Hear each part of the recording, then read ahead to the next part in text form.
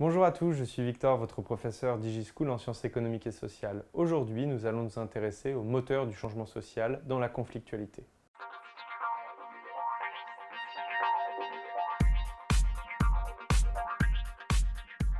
Alors, comme je vous l'avais promis dans les précédentes vidéos, si vous les avez regardées, on a vu la pathologie, on a vu facteur de cohésion, désormais le dernier terme, très brièvement, le moteur du changement social. Alors, l'idée qu'on pourrait se poser derrière ce terme-là, cette notion, ça serait à savoir si le changement social est-il le résultat des conflits. On va retrouver du coup trois notions qu'on peut aborder là-dedans. On va retrouver notamment Marx et le matérialisme historique. N'hésitez pas du coup à regarder les vidéos sur comment analyser la structure sociale où je vais développer un peu plus l'analyse marxiste.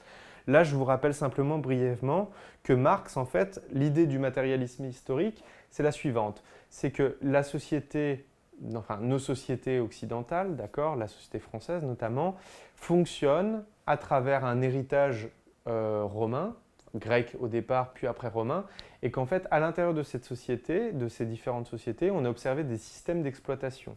C'est-à-dire qu'en fait, d'après lui, les sociétés telles qu'on les connaît actuellement sont le résultat d'un système d'exploitation d'une classe sur une autre classe. Alors, dans l'Antiquité, il perçoit le système d'exploitation qui est l'esclavage, une classe, du coup, les citoyens qui exploitent des esclaves, puis après, dans la féodalité, donc au Moyen-Âge notamment, on va retrouver ce qu'on va appeler le système de servage, d'accord, le seigneur et les paysans qui sont appelés des serfs, donc qui appartiennent au seigneur. Puis après, on va arriver notamment à ce qu'on va appeler le système du coup du prolétariat, d'après lui, donc les capitalistes, ceux qui détiennent les moyens de production, et puis les ouvriers. Et vous voyez que depuis l'analyse de Marx, on est encore dans une nouvelle forme parce que finalement, ce terme de prolétariat, c'est un petit peu, comment dire, le terme de prolétariat n'existe plus pour la simple et bonne raison que maintenant il y a plein de formes différentes prises par les emplois. Enfin, on peut continuer d'utiliser le terme de prolétaire, mais simplement maintenant vous avez plein d'autres catégories qui sont apparues. Cadres, ingénieurs, professeurs, professions intermédiaires, toutes les CSP. Donc l'idée, voilà, tout ça, d'après Marx, c'est simplement le fruit, en fait, le résultat, si on est passé de l'esclavage au servage, puis après au prolétariat, c'est simplement le fruit de lutte. D'accord? Et tout ça, ça a été permis par le fait qu'il y a une conflictualité à un moment donné.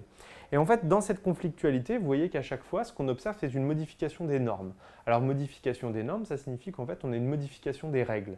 C'est-à-dire qu'une société est codifiée, elle fonctionne avec un certain nombre de règles, à la fois formelles, donc celles qui sont sous la forme écrite, ce qu'on va appeler des normes juridiques, les lois, et des normes informelles, ce qu'on va appeler du coup des normes sociales. C'est-à-dire que par exemple, la politesse est le résultat d'une norme informelle, d'une règle informelle. Il est écrit nulle part, par exemple, que je dois me lever pour laisser la place à une personne obèse ou alors à une personne âgée dans un transport en commun. Et pourtant, un certain nombre de personnes le font. Eh bien, ce qu'on peut observer, c'est lorsqu'il y a du changement social, certaines normes disparaissent au profit d'autres. Vous voyez que par exemple, il y a une modification de la loi. Okay, ça se trouve du coup, regardez par exemple l'abaissement de la majorité ou le droit de vote, c'est donc bien le résultat de changements sociaux, d'accord, qui sont le produit de conflits. Sans conflit, pas de changement social.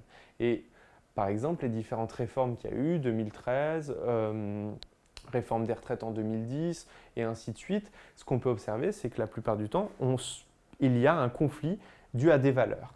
Et en fait, même quand on compare les sociétés, ce qui est assez drôle, c'est de voir que le résultat de conflits n'entraîne pas les mêmes modèles de société. Par exemple, la société française, les trois valeurs principales qui sont véhiculées par la République seront liberté, égalité, fraternité, qui est donc le résultat de conflits durant des années, d'accord? Et donc un certain modèle de société a été adopté, mais dans d'autres pays, on n'aura pas du tout la même idée. Par exemple, vous prenez la devise belge ou même l'hymne belge, le roi, la loi, la liberté, du coup on va retrouver trois valeurs qui sont différentes des trois valeurs françaises.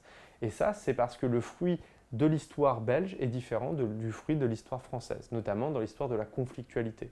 C'est comme ça qu'on pourrait essayer de percevoir, à mon avis, ce qui est le moteur du changement social. Voilà, je vous remercie d'avoir suivi cette vidéo sur le changement social. Je vous souhaite une bonne journée. Je vous invite à vous inscrire sur notre chaîne YouTube et à laisser différents commentaires. À bientôt sur DigiSchool.